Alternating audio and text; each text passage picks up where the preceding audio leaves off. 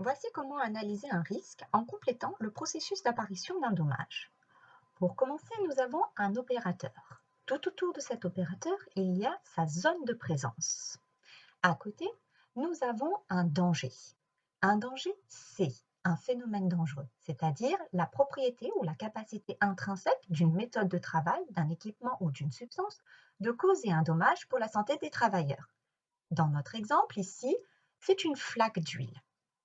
Tout autour du danger, on a donc la zone dangereuse.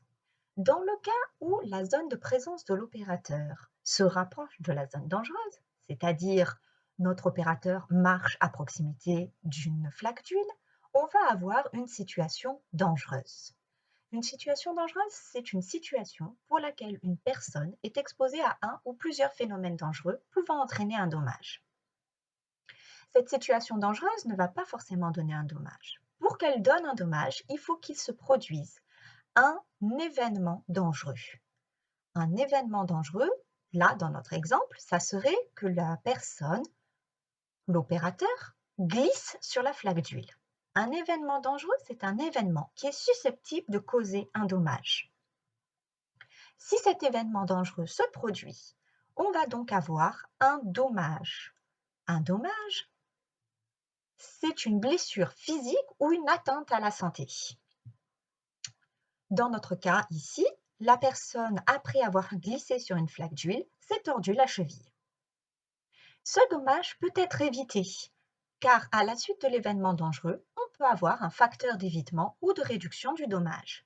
Par exemple, il glisse sur la flaque d'huile et réussit à se rattraper sur une barre qui était à côté. Pour mieux comprendre l'analyse d'une situation de travail, prenons un exemple concret. Marc, chauffeur-livreur dans l'entreprise Assoif, doit assurer chaque jour l'acheminement de boissons en fût dans des cafés, hôtels et restaurants. Sans aucun moyen de manutention et dans 70% des cas, il doit emprunter des escaliers raides et exigus pour aller stocker les produits. Au cours d'une livraison dans une cave, il rate une marche et sa chute provoque une entorse à la cheville. Voilà donc la situation. Nous allons l'analyser avec le schéma de processus d'apparition du dommage.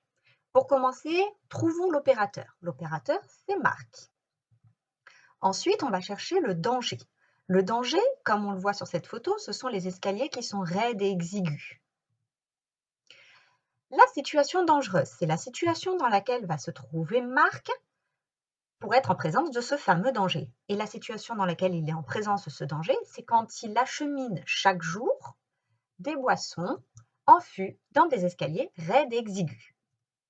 L'événement dangereux, il est écrit dans la situation. Il dit « Au cours d'une livraison dans une cave, il rate une marche ». L'événement dangereux, c'est donc rater une marche.